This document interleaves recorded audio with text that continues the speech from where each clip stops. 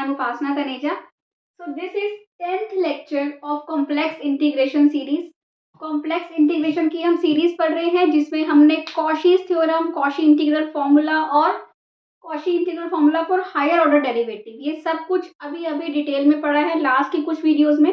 और अब हम एग्जाम्पल्स 20 एग्जाम्पल्स हमने टोटल डिस्कस करने हैं, जिसमें से हम 5 एग्जाम्पल्स ऑलरेडी डिस्कस कर चुके हैं। तो आज हमारे पास आता है क्वेश्चन नंबर 6, एग्जाम्पल नंबर 6। हर तरह के केसेस हम लेते हुए चल रहे हैं कि किस टाइप से क्वेश्चन आ सकता है एफ जेड। सबसे पहले तो आपको ये पता होना चाहिए कि हमारे पास क्या क्या है। कॉशीज थ्योरम है, कॉशी इंटीग्रल फॉर्मूला है, हायर ऑर्डर डेरिवेटिव्स के लिए है। तो जो ये पावर है एफ एन ए, इसका मतलब ये है कि ये nth डेरिवेटिव है एफ जेड का। ठीक है, कोई भी आपके पास डोमेन होना चाहिए, वो क्लोज होना चाहिए। जो ए पॉइंट है वो डोमेन में लाई करना चाहिए और एफ जेड क्या होना चाहिए, डोमेन में एनालिटिक होना चाहिए। ठीक है, इसके अकॉर्डिंगली हमने ये देखा था कि कैसे हम अपने क्वेश्चन में एफ जेड को अलग अलग तरह से ले सकते हैं। ठीक है, ये ऐसा हम लास्ट के 5 एग्जाम्पल्स में देख चुके हैं। अलग अलग टाइप के डोमेन्स, अलग अलग टाइप का एफ जेड, हर तरह के केस हम डिस्कस कर रहे हैं इन एग्जाम्पल्स में। तो देखिए यहाँ पे क्या है हमारे पास, question number 6, evaluate this e raise to power 2z dz upon z plus 1 raise to power 4। ठीक है, हमें क्या दे रखा है, डोमेन क्या है हमारा, डोमेन यही है 3 -3, ये क्या है 3 आयोटा -3 आयोटा, ये क्या है, एक आपको सर्कल दे रखा है। अब आपको ये पॉइंट देखना है, जब भी आपको इस टाइप की फॉर्म दिखे z plus 1 raise to power 4, तो देखो ये है कॉशीज थ्योरम, इसमें सिर्फ एफ जेड होता है, नीचे कुछ नहीं होता। अगर यहाँ पे नीचे क्या आ जाए z माइनस ए, उसकी पावर तो नहीं है, तो ये कॉशीज इंटीग्रल फॉर्मूला है। जब भी आपको ऐसा दिखे कि z माइनस समथिंग या z प्लस समथिंग की पावर है, तो वहां पे आपको क्या अप्लाई करना है, ये। ठीक है, सो अगर हम इसके अकॉर्डिंग देखें, applying Cauchy's integral formula for higher order derivative, तो हम कैसे करते हैं, देखिए ये वाला, here a is equal to -1 है ना, z माइनस ए होता है, और F Z equal to 2 raise to power 2z है। सो बाय कॉशीज इंटीग्रल कैसे अप्लाई करते हैं हमने ये देखना है। ठीक है, formula for higher order derivatives.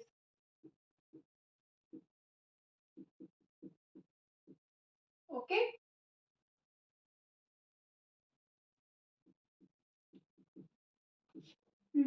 तो क्या होगा, ये है आपका, क्या होता है बताओ, F to Z upon Z minus A raise to power n plus 1 D Z equal to क्या होता है, 2 pi I nth derivative a upon n factorial.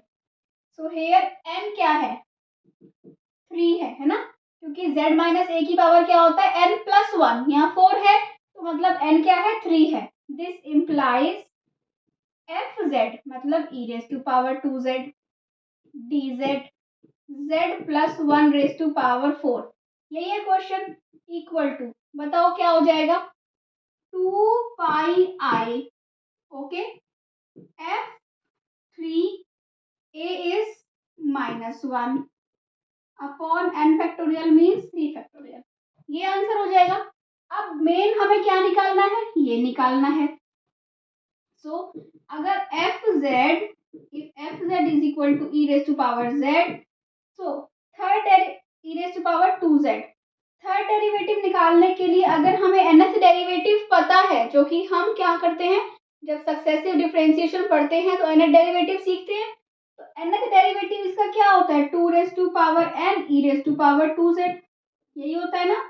अगर नहीं पता, अगर आपको बाई चांस किसी भी क्वेश्चन में किसी फंक्शन में नहीं पता चल रहा, तो वहां पे निकाल के देख लो कि एफ डैश जेड क्या होगा, मतलब कि फर्स्ट डेरिवेटिव क्या होगा, ये होगा, सेकंड डेरिवेटिव क्या होगा, ये होगा, है ना, थर्ड डेरिवेटिव क्या होगा, 8 e raise to power 2z, ये होगा।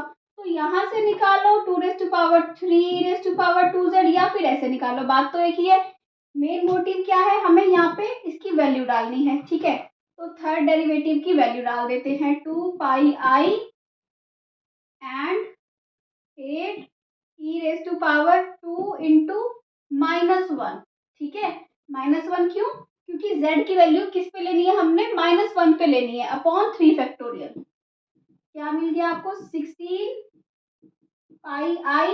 दिस इज और दिस इज 3 2 1, इसको कैंसिल हो गया। तो यहाँ पे आपको क्या मिल जाएगा, 8/3 πi, नीचे आ गया आपका e², क्योंकि e⁻² है, नीचे आके e²। So this is the answer. तो ऐसे आपका क्वेश्चन बहुत सिंपल सॉल्व हो जाता है, अगर किसके ऊपर है, ये हायर डेरिवेटिव के ऊपर है, ठीक है। अब हम नेक्स्ट केस लेते हैं कि किस टाइप का डोमेन आ सकता है या किस टाइप का फंक्शन बन सकता है। सो कम टू नेक्स्ट क्वेश्चन अब।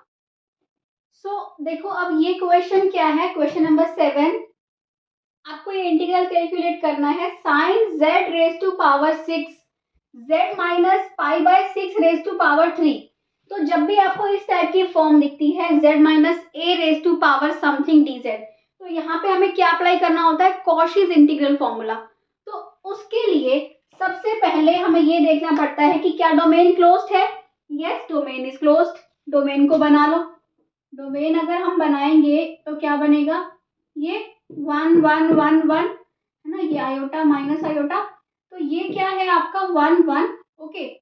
सो ये बन गया, डोमेन क्लोज्ड है। अब क्या जो ये ए पॉइंट है ये डोमेन के अंदर है, ये चेक करना है हमने। अब ए क्या है, हियर a = π/6, π/6 है।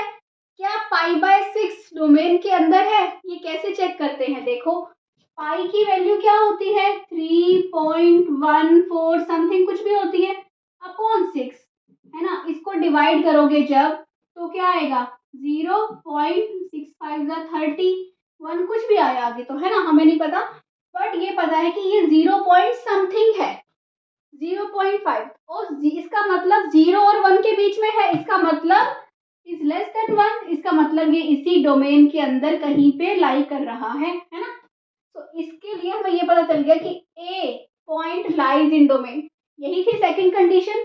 फर्स्ट कंडीशन है कि डोमेन क्लोज होना चाहिए, सेकंड कंडीशन है कि पॉइंट डोमेन के अंदर होना चाहिए, और थर्ड कंडीशन है कि एफ जेड एनालिटिक होना चाहिए इस डोमेन में, जो कि एनालिटिक है।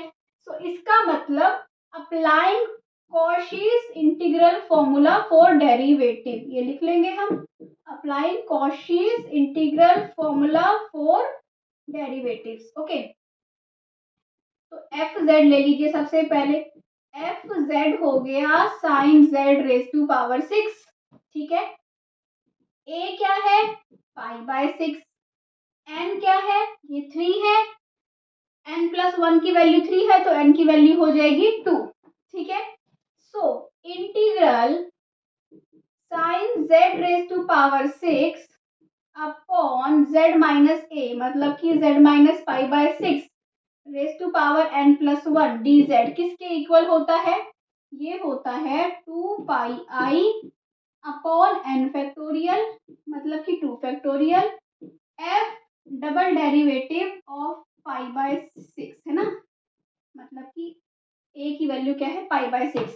आपको एफ जेड का डबल डेरिवेटिव निकालना है एट π/6, ओके। तो ये आपका आंसर आएगा, ठीक है। अब हमें इसकी वैल्यू निकालनी है, तो देखिए F Z is equal to sine z⁻⁶ है, ठीक है। एफ डैश जेड क्या हो जाएगा, 6 साइन z⁵ कॉस जेड हो जाएगा, यही हो जाएगा। सो अब हमें क्या निकालना है, F double dash Z 6 sine z⁵ और कॉस जेड का हो जाएगा minus sine Z plus 5 sine z⁴ sine Z का कॉस जेड, और ये cos Z as it is, तो क्या बन जाएगा, कॉस स्क्वायर जेड, ठीक है। ये आ गया डबल डैश जेड, ठीक है। इसको थोड़ा सा अरेंज कर लीजिए, 6 minus sine z⁻⁶ plus 5 sine Z raise to power 4 cos square Z. अब ये हम रब कर दें यहाँ पे ऊपर।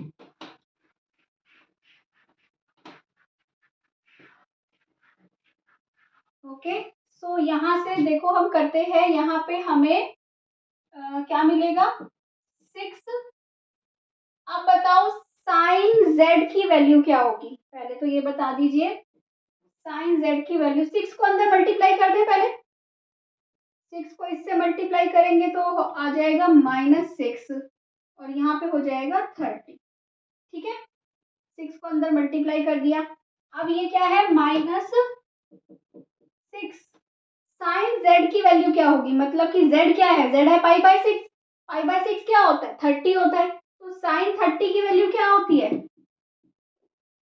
1/2 होती है। ठीक है, साइन 30 की वैल्यू 1/2, तो ये क्या हो जाएगा 1/2 रेज टू पावर 6 प्लस 30 1/2 raise to power 4 multiply cos square Z. Cos 30 क्या होता है √3/2, तो ये हो जाएगा √3/2 होल स्क्वायर। इसको सॉल्व करो, -6 1/64, ठीक है, प्लस 30 1/16 3/4। ओके, इसको सॉल्व कर ले, 2 3 6, ये आ गया 32, 2 2 4 15। ठीक है, अभी मैं आगे सॉल्व नहीं करती, क्यों, क्योंकि ये आ गया -3/32, ये आ गया 45/32, तो क्या हो जाएगा 42/32, ये हो गया 21/16। ठीक है, तो ये हो गया 21/16, किसकी वैल्यू आ गई, इसकी वैल्यू आ गई। ओके, सो आई आपका क्या हो जाएगा, दिस इम्प्लाइज, यहाँ पे कर रहे हैं हम I is equal to 2πi/2 into 21/16 cancel, this is 21πi/16, this is the answer of this question। बहुत सिंपल था, सिर्फ आपने ये चेक करना था कि तो एनालिटिक होना चाहिए, पॉइंट डोमेन के अंदर होना चाहिए और बेसिकली उस पॉइंट की पे वैल्यू निकालनी थी। क्वेश्चन इंपॉर्टेंट है ये, इसको कर लीजिए। अगर आपको समझ आया है तो प्लीज़ चैनल को सब्सक्राइब कीजिए, वीडियो को लाइक कीजिए, शेयर कीजिए। Thank you for watching, bye bye.